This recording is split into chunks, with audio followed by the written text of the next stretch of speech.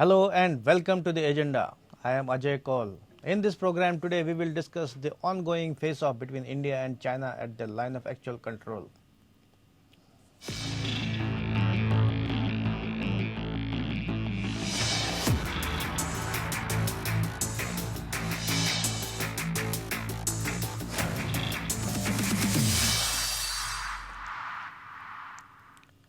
It's almost 4 months since China launched military aggression against India on the line of actual control in Ladakh. Since then, several rounds of talks have been held at the military and diplomatic levels, but the face-off continues and there seems to be no end to it. India, after the latest round of talks, has again said that the two sides will continue to sincerely work towards complete disengagement of the troops along the LAC in western sector. But how sincere is China on the disengagement process? Is it showing any signs of pulling back its troops from the LAC? We will discuss such questions in the agenda today with retired Lieutenant General Vinod Bhatia, who is former Director General of Military Operations. But before we start the conversation, let us have a look at this small report.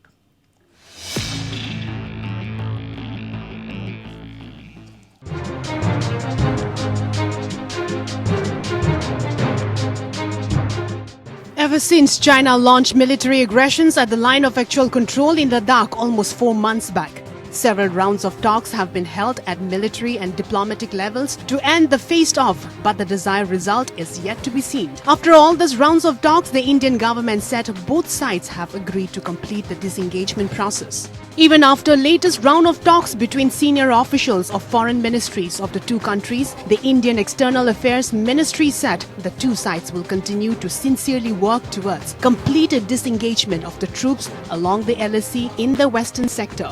The key aspects of the implementation of the understanding reached at the talks is sincerity or the lack of it on the Chinese side.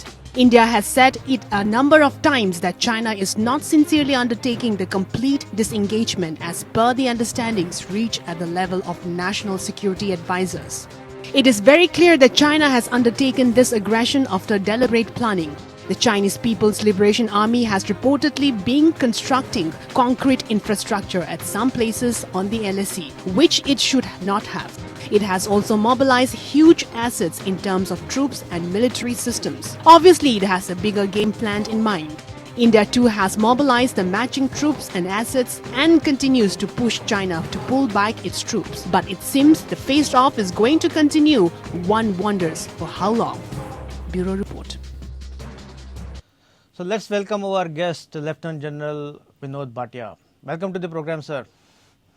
Thank you, Jay, and Jai Hind. Thank you very much. Jai Hind, sir. So let me begin by asking you the same question. It is 4 months, almost 4 months now, and the talk about disengagement still continues. So how do you see the situation? I see it in two ways. One, that the disengagement is not complete, but the process started some time back, and thereafter it will stalled. So the fact is that where the friction points were there, where the troops were in near contact with each other, whether it was in Pengong So, North Bank, Finger 4 area, whether it was in Galwan or it was in Bogra, so hot springs. So the disengagement process has not fully taken place, but disengagement from the friction points has taken place. So in a sense, disengagement has taken place, but the complete disengagement has not taken place. And we see, as per reports, reluctant China wanting to go back to the status quo, and the Indian positions are categorical that it has to be status quo ante. So there is this sort of a dilemma out there where China is not is saying that the talks are on. The fourth round of talks between the WMCC, which is the working mechanism for cooperation, was held on Thursday. The military level talks are on, including at DBO also. The Major spoke. But the fact remains that disengagement to an extent has taken place, but complete disengagement is still in the process. So how do you describe the full disengagement? I would describe a full disengagement as China going back to the status quo ante. What was there in, let's say, April of 2020. That would be a complete disengagement. because as long as they do not go back and establish from the forward deployment which they have done, I think we will have to keep going and rechecking and checking. So whenever we do that, and they also do that, because after Gulban there's a lack of trust also, we must understand. The old protocols the sanctity has been violated to some extent, which had continued for 45 years. So I see complete disagreement as back to status quo ante on the ground along the line of actual control, and then firming up of the old protocols, a new protocol coming in place, and this is going to be a long process. It's not going to happen today or tomorrow. This is going to be a process which will take some time, some doing from both sides. But the fact remains that both sides, China and India, in the military diplomatic level, are talking of returning to peace and tranquility along the line of actual control, some equilibrium out there, so that language being spoken on that account of peace and tranquility is similar. But India keeps on saying that the disengagement process is on and it has to be completed. As you just mentioned, that it has to be pulled back to the status quo ante. But we saw a statement by the Chinese ambassador recently, few weeks back, when he said the disengagement process has been completed. So that raises questions about sincerity. According to them, it is done. So where does it leave us? No, you see, there's a lot of difference between what Chinese are saying and what they're doing. When they say disengagement process is completed, it is disengagement as they see it at the friction points, which has been completed at the friction points. But when we talk of disengagement, we talk about total disengagement and going back to the pre-May 2020 levels. That is the positions which were occupied earlier than that. So that is the disengagement, where the thing comes in, the understanding. Disengagement from friction points has been done. There's no doubt about it. Where the troops are now, there's a distance between the troops on the other side. But what India is looking at is a status quo ante which has been done. It's a long process. Disengagement takes place, then there's a build-up for troops, so de-escalation will take place, and then de-induction of troops will take place. So this is the long process. The first step is disengagement, which has not been completed as per the reports are. So as we talk about status quo ante, at the same time we read about reports that China is constructing or building concrete infrastructure there, where there used to be a no man's land maybe. So, then there is no sincerity on China's part. They don't want to go back if they are constructing concrete infrastructure there, isn't it? Yes, from the indicators that are coming in from the present, I think they are there to stay. They are also looking at the winters ahead, and hence they are constructing possibly habitat out there to survive and sustain out there. But they have to understand it is not easy. They do not have the deployment along the line of actual control what we have. We have seasoned troops, we have battle-hardened troops, we have super high-level trained troops, and which is not so as far as they are concerned. So they are now trying to build their habitat out there. They want to pump up out there. So obviously, it is an indicator that they are looking at the winters at least to stay there. But that does not mean that we cannot say like Sundrangchu happened in 1986 and the complete disengagement or status quo was achieved after 6.5 years. So these things can take time. Of course, it has not happened in 2013. It has not happened in 2014 Diphthong. It has not happened in 2014 Chumar or even Doklam for that matter, only 73 days. And these are multiple places. What I'm trying to say is that this has happened, and we will see how it plays out actually, because there will be a cost which China will have to pay, and they'll have to pay it in all domains. So I think, if I'm not wrong, you were the DGMO during the 2013 face-off. How is it different this time from that face-off? Diphthong was totally different. Firstly, it happened for the first time after 1986. That was one. And the scale was different, the intensity was different, the scope was different, and the intent was different. That is something which is for the first time. So Diphthong was about 22 days they were there. They had come and taken up positions in a place called Baki Nala, which was the entry point to the Diphthong plains. And thereafter they had established some tents out there. So that was the first time after 1986 that the agreements had been violated, and they had established a quasi-permanent structures out there. And thereafter, but now it's in multiple cases. It has happened almost in 4 or 5 cases in Eastern Ladakh alone, and they're having standoffs in Nakola in Sikkim. So this is multiple, intensity is more, the duration is more, the scope is more, and I think more importantly, the PLA intent is more. It is part of the military coercive strategy which they are doing. It is not at the tactical and operational level. This is at the strategic level. This has been driven by Beijing. So that is the difference.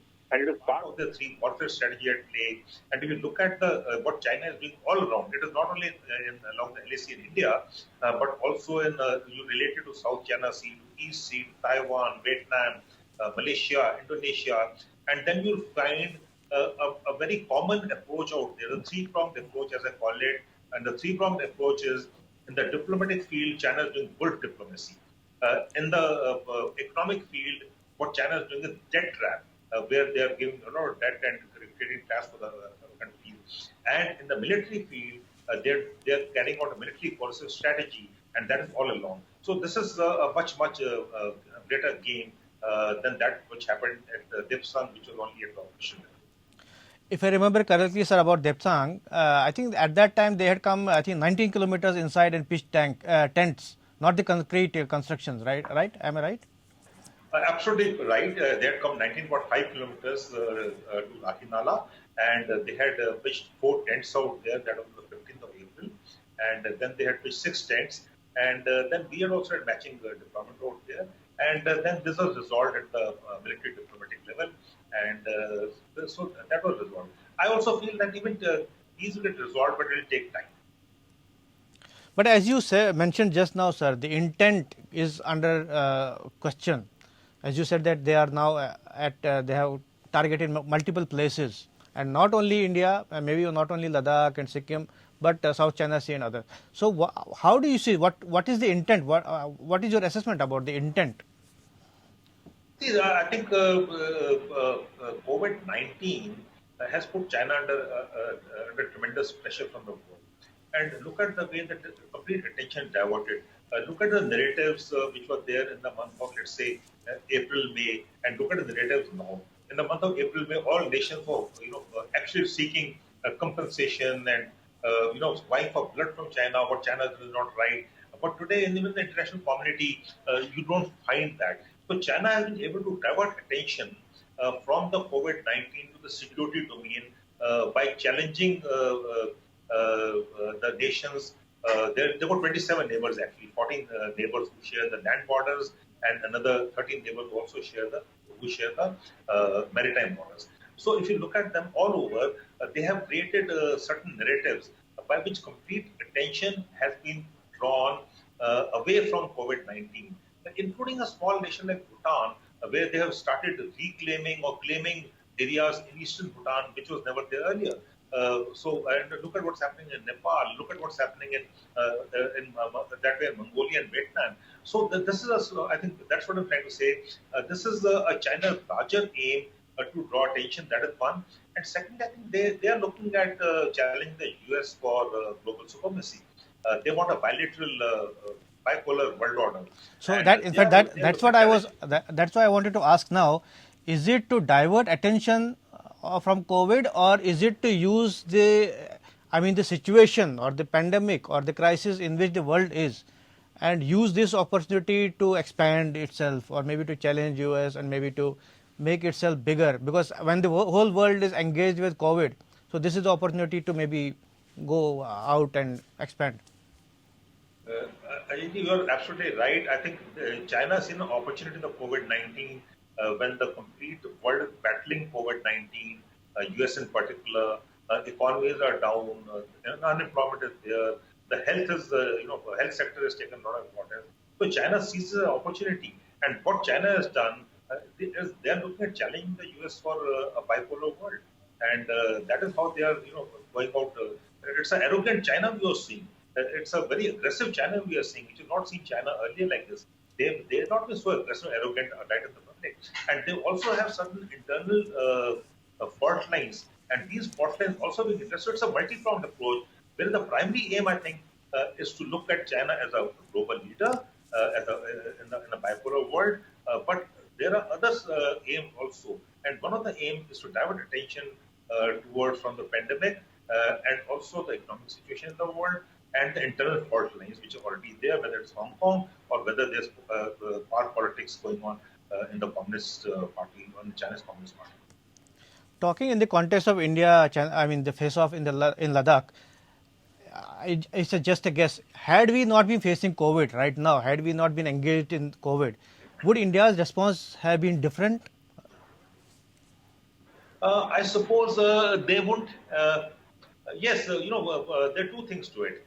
One was the COVID-19, our preoccupation with COVID-19 and the pandemic, and second, I suppose we also got carried away by a lot of increasing relationship, strategic partnership with China.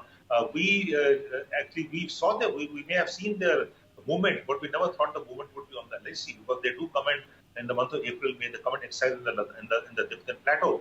So this is going on over the years, but they have taken this opportunity of our attention being diverted on the COVID-19, and they have come and done this multiple incursions or transgressions into our territories. If we were not in the COVID situation, would India's response have been different from what we are doing?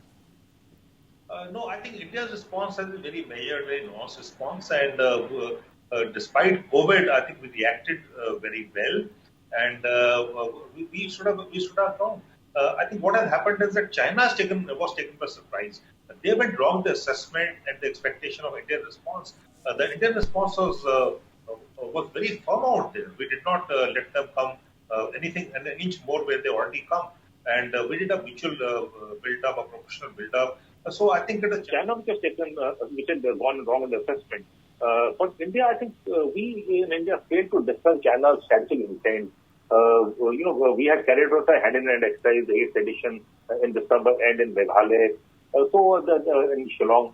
So I think we were, before that, the Mahabalipuram. So we failed to, I think, discuss the intent. That was the major issue. So have we gone too far in maybe giving away our tactical secrets when we held exercises, joint exercises? No. Those joint exercises, I've attended hand in hand. I've been to Chengdu, China for the hand in hand exercise. In India, these are different exercises conducted in a different narrative altogether. They got nothing to the LAC management. It is basically, counter-terrorism, I think, was one. Yeah, counter-terrorism under the UN Charter. So these are different exercises. I don't think any tactical things. And these are very good things. We interact with each other. The confidence building measures are there. So that was going on very well till December of this last year. And suddenly things have changed. So what I'm trying to say is that we did not discuss the strategic intent of China in doing what it is doing. So one more thing is about China's opaqueness about its assets. Do we have the real assessment about their assets, air assets, naval assets, and maybe ground troop assets? No nation would like to give the complete assessment of their assets wherever they're deployed and the employability. But I do feel that we have adequate information and assessment of their major weapon systems, their deployment in Indian Ocean region, their deployment along the line of actual control, their deployment in Tibet, all the structures of the Western Theater Command, all the structure of strategic forces. We do not study on the PLA. It's not that we don't do it. We have a lot of insight into the PLA. We also know a number of weaknesses. The PLA has got a lot of weaknesses. I must say that, like all army. But the PLA has got many more weaknesses, especially in altitude warfare. There are 40,000 conscripts, and the conscripts get turned over in frontline units because you can't turn over conscripts after 2 years in technical units, Air Force and Navy. So they get turned over in frontline units, so which is a very major weakness with the PLA. I think they had deliberately done it. I think curtailed this troop strength 4 or 5 years back deliberately to build some strike corps or something. They wanted to reorient the army, I think, isn't it? Yes, the PLA modernization taken place, and they have reorganized themselves totally. And that reorganization process also, whenever a transition takes place, a transformation takes place, there are weaknesses, netted weaknesses, where the units were not very aware and sure of the goal definition, their tasks. So you have to retrain, reorient things. So that they have been carrying out. They have been carrying out, and like I said, they're looking at playing to the world. They're not looking at just India alone. India is only one of the problems which China thinks it has. China's got many more problems. China is vulnerable in many more places. So, if we consider all the assets China has, as you mentioned, so how equipped we are, I mean, up to China? Oh, we are very well equipped. We can match China in almost any domain. We can match China because today we're looking at China, which is also vulnerable, like I said, in many places. But despite China's vulnerable in other places, we can match China. We can match China in the continental defense along the LAC. We can match China in the Indian Ocean region. Our Air Force can match the Chinese Air Force. Our missiles are good enough. So we have the capabilities to match China. It's not that it is like a common thing. It's not 1962. China also, it's not 19, definitely China is not 1962. India is not 1962. India today is a resurgent power. It's a growing power, and we have one of the best militaries in the world, and a proven military, which is a military which has succeeded in recapturing Kargil heights, which is something which no other army has done in centuries. So it's not easy to fight a hybrid warfare, and we have done that. We have succeeded. We have thrown a metal. So we are our armed forces are very careful, and our military is very careful. We should no doubt, and we have a national will, and that national will will take us places against China. In fact, that is why I asked this question, because there is a psychological that clog, maybe still of 1962, that we are no match to China. So that's why I asked this question. And in fact, as you mentioned, Kargil, we have the real working experience of fighting in the mountains, which China doesn't have. China has never fought a war in mountains, which we have already done, only 20 years back. Yeah, China was not, China's last fought the war was in Vietnam in 1979. And we know what happened. They went to teach Vietnam a lesson, and they learned the lesson themselves. China, we are equal to anything. We are well equipped, well trained, well motivated, and well structured to ensure national security, to ensure security of our territories. So to that we should have no doubts about it. We are a combat-rich, battle-hardened armed forces. So we should not be scared by the psychological warfare that China has indulged into through their media outlets and others, isn't it? Absolutely. China cannot see warfare strategy. It is public opinion, it is psychological operation, legal warfare. So these are all China things to do, and we know Chinese design. We know how they're going to operate. We are very much there. We don't have to worry about it. Well, I can assure on behalf of anyone who wants any assurances that we are very capable of standing our ground out there, and China will face major problems if China does something, which I don't think it will do. It's not in the interest of China. China is looking at US. I don't think China will degrade itself by doing anything against India anymore. So as we talk, this diplomatic talks and military talks have not yielded any results so far. So is military action an option? See, military action or war, I would say, never an option. War is always a last resort. If you say war is an option, I am one who says war is the last resort. We have to explore all other options before we actually, go to war. So war is always a last resort. And there are many options right now available. The things are open-ended. Now, if I give you the example of Kargil, which we wanted to have status quo ante, and we took military action. So is that a possibility here? See, Kargil was different totally. We should not compare Kargil with this. Kargil were institutions with the intent of staying and cutting off our national highway and cutting off Ladakh. And that was a totally different thing. In this place, we are looking at 3 or 4 points as such where the transgressions have taken place. Kargil line of control is defined, delineated. We know exactly where it is.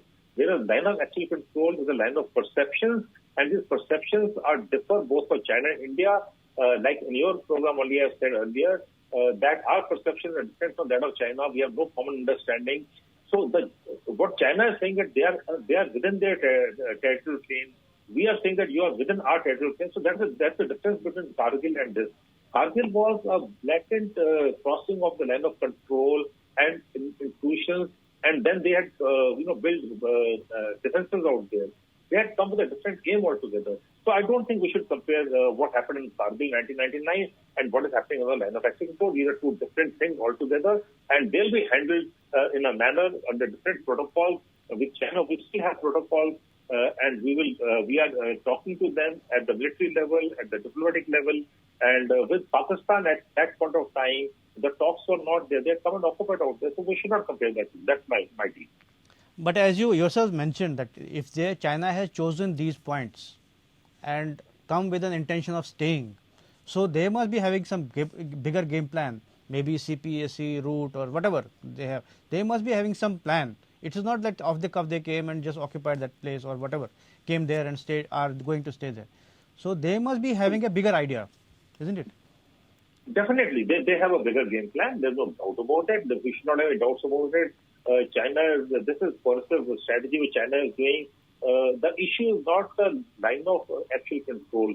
The issues, like you rightly said, could be CPTC. The issues could be others also, where China is putting pressure. It may not like India to go the US way. So it's trying to tell India to hold on. China would like India on its side, but it's taken the wrong strategy, I suppose. So that is where China has gone wrong. China has gone wrong in discerning India's resolve. India has gone wrong in discerning China's intent. So that is where the problem arises. But I do feel that CPEC is central to the China dream of OBOR or BRI, and that is definitely one of the reasons for China's transgressions along the LAC. So we hope, sir, that this standoff is resolved at the earliest. Thank you, sir, for participating in this debate. Thank you very much, Jahid. This is all in the agenda today. I'll be back with another interesting topic on Monday. Till then, goodbye.